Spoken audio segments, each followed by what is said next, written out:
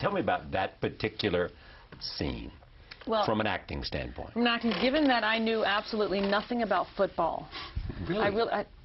You live in Austin, Texas. I know. See, you pass judgment. Your husband, I know, by the way. Who was a ball player, and I was a cheerleader. Exactly. No. What goes on here? I don't know. Craziness. Yes, yeah, that probably too. But having not known what I know now, and then coming to it this way to understand and love the sport has been the greatest experience, I think, of this whole process in an odd way. To learn what an athlete... To love... Well, to learn what an athlete and what a player has, because I love athletics. I'd always secretly wanted to be some kind of athlete on some kind of professional level. Never did it. On a professional level? Yeah, I loved... I don't know. Skiing or tennis or... something. I mean, I was, dancer, gymnast. I did everything. So I love what people can do with their body, and I enjoy that in physical comedy, to see what you can do with your body in order to get a reaction. I identified that with the players and their stamina and their agility, and so many of them coming from tricky and hard places to form this group with this one man shepherding this entire team of young men. It was beautiful. So to learn how to speak the language and learn what I was saying was okay, fun. so that's part of the challenge. What else about this scene? Because the way she walked in there. Yeah, the high heels in the moist mud. Exactly right. And then the expression on her face for that after she's sort of done her...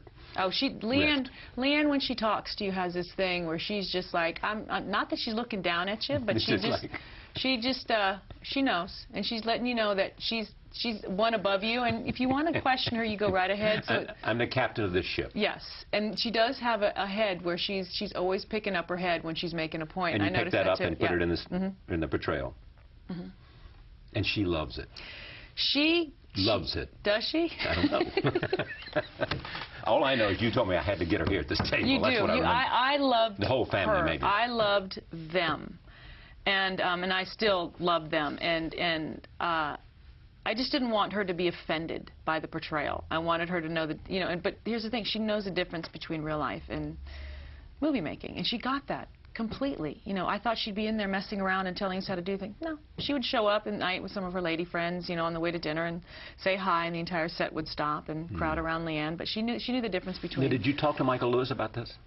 Yeah, I mean, I didn't talk to him. He's a very funny guy. He's a great guy, and again, very much like John Lee Hancock, understated and quiet. Yes. They aren't people who toot their own horns, and he wrote the foundation that was the catalyst for all of this, and between those two men, I learned so much about, I want to say being a guy, but I'm sure there's female football players, but the love of sport, the love of coach, the family aspect of everything I came to it completely new and fresh, and I think that's why, to your question earlier, that's why the film did so well, because it's an aspect of how to be a family.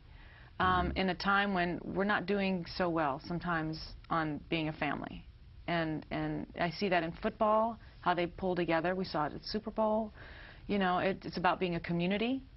There's so many different aspects of being a family that I don't think we've shown that enough on in what we do in our business. We're so quick to show an explosion or someone getting killed, but it's nice to show something that works. What you were infusing in him was a sense he had a protective gene. Yeah, yeah. And so you're translating the real life idea. Yeah. Of you're going to protect the running backs. Yeah. And think of it as if you're protecting the family, because I know you want to protect the family. Yeah. So. And that Leanne's got that eye. Yeah.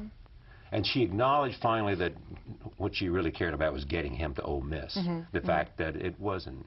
She in realized, her game plan. Yeah, she realized maybe unconsciously it was, but the whole family, she wants all the kids to go to Ole Miss, all her children. She wants to, because that's the family tradition, and it wasn't to go to Ole Miss to get a scholarship, to get money, to be, no one knows if you're going to get drafted, traded, or no, it's drafted. That's where I made the mistake before. I was like, I should trade, and they went, no, he was drafted. Well, Archie Manning went to Ole Miss. Yeah. And so did Eli. And but Peyton went to Tennessee. See? See? See what happens? Didn't go to Hornet. But she, you know, it was the fine line, and I like that in the script. Is the fine line for selfish reasons and for the school, or was it because it was the family thing to do? You know, my parents wanted me to do certain things that they did because that's what the family did. Like opera? God, no. If you heard me sing, they knew not to send me in that direction. They weren't thinking But that. they wanted me to go, you know, my dad went to Juilliard. He wanted me to know. go to Juilliard or School of the Arts, and I said, you know what, that's not for me. I need to grow up first. I don't have the strength that you did in your craft at your age and right now, and I would never survive. I don't have what it takes, and I knew that about myself. And are you a workaholic?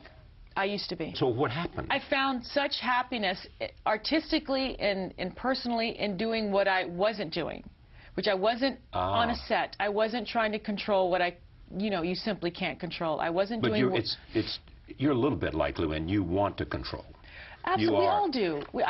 I want to make sure that I have every experience or every opportunity, and I just was going about it by choosing the wrong projects at times, and they were more for someone else's benefit than they were for mine.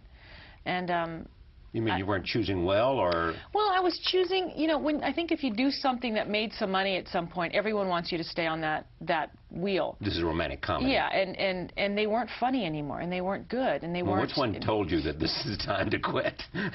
Well, there was the bus movie, and then there was the boat movie. That was sort of the beginning of the end, and just said. And then the doubt was that I didn't understand why I'd made that decision when everything inside of me said don't do it, but other people seem to know better.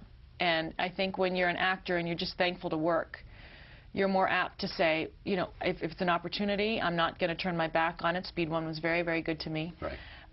But Speed 2 helped me get a little film made called Hope Floats, which I loved. So it's, you know, Can you find a balance between all that? Sometimes. Sometimes. But I couldn't anymore. So you quit for 2 years. And did what? I produced the George Lopez show, so we were doing that. I was remodeling homes. Restoring. Restoring. That's true. Not restoring. Well, meaning what they had a old, former grandeur. Yes, they did, and just finding what it was and peeling away the layers and then finding you like that? I love it. I love it. Still do it? All the time. That's what I wake up thinking about. That's what it's the frustrated architect, or I don't know what it is, but it's a passion in me that I feel sometimes I'm in the entertainment business to fund that habit. But it's my sculpting. I'm not a sculptor, I'm not a painter, but this is sort of where I can put my hands on something. And so what do you do after you restore them? Find a use for it. You know, I can't let them go, but we put a bakery in one, a restaurant in another, lease them out to people who can enjoy them the way they are now and not destroy their integrity. And it's just, it's a luxury that I've been afforded with this wonderful business, but the business was no longer I wasn't being good to it, and it wasn't being good to me. But now it is. Yeah, then one day I was restoring a place here in the city that took me 4 years, and I got a script called Crash. Yeah. And I said I wanted to do different work. I didn't need money. I was willing to audition. I said I don't need to prove anything other than to the directors. I want to work with great directors. When you look at Meryl's career, you mean Ms. Meryl Streep? Ms. Meryl Streep, yes, I do. What do you learn from it? I mean, what do you see there?